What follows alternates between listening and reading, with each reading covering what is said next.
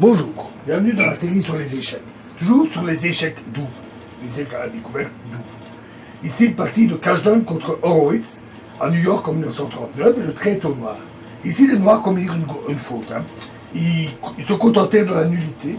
Après, Dame prend C5, ce qui est une grosse faute. Cavalier prend C5.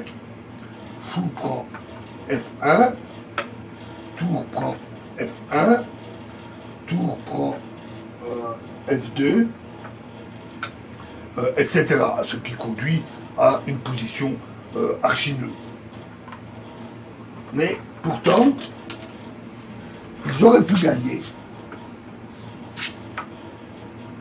Remettons les pièces.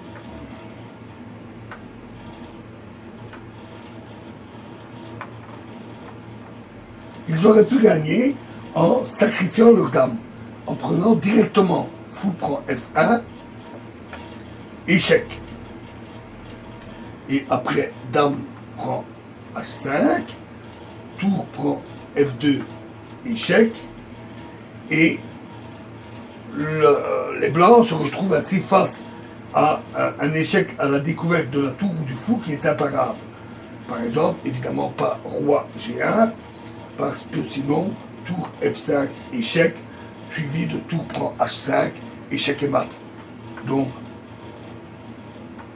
après, roi H1, alors fou G2, échec, roi G1, et tour prend E2, échec. Roi H2, fou F3, échec, suivi de fou prend H5 et gagne.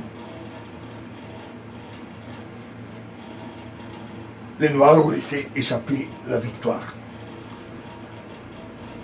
Plus souvent encore, l'échec double est une forme extrêmement efficace de menace contre le roi, utilisée pour l'attaque directe de mat. L'échec double est alors le plus souvent employé pour attirer le roi adverse sur une case défavorable et interdire ainsi une retraite qui pourrait le sauver. Nous en verrons un exemple dans la prochaine vidéo. Je vous remercie.